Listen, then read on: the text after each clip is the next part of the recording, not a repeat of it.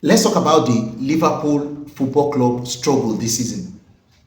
This is a team that spent about £450 million in the last summer transfer.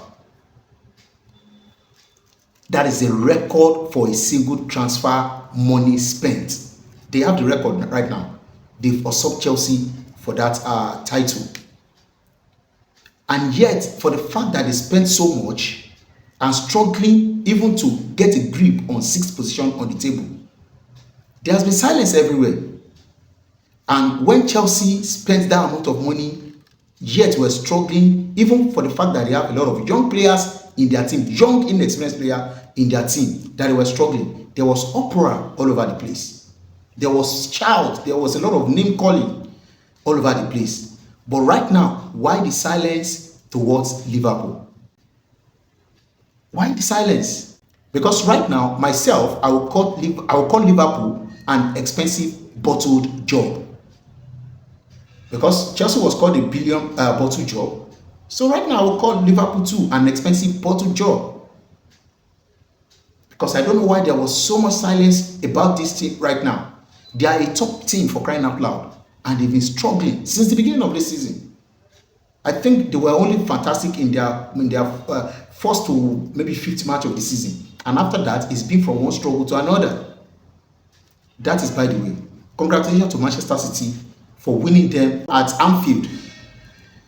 Anfield has always been a nightmare for Pep Guardiola and his boys. But yesterday, they were able to overcome Liverpool in their stadium by winning 2-1. There was a lot of dramas in that game. There was a lot of up and down in that game. Both teams were not playing so fantastically well. Both teams were so careful. Both teams were doing everything just to cancel each other out. But then came in the 74th minute, Szoboszlai, Dominic Szoboszlai, with a very massive free kick. That free kick is a world class, and that should be the best goal of the season so far. It's a free kick that even Roberto Carlos will be envious of wherever he is. That was a fantastic free kick. A free kick that is from about, from about 50 yards out, yes. And yet beat Donnarumma. Donnarumma couldn't even make an attempt. That was the beauty of that free kick. Good one to Szoboszlai. He was a hero and also a villain in that game. What made him a villain was because he was one that played in Bernardo Silva to get an equalizer. Bernardo Silva should have been in an offside position when Erling Haaland nodded that ball to him. He would have been in an offside position, but Szoboszlai was the one that played in him. And they got an equalizer. And they got red carded again when Manchester City wanted to double their lead. It was a ball that Sheffield played towards their goal when their goalkeeper has gone forward looking for an equalizer in about 100 minutes of the game.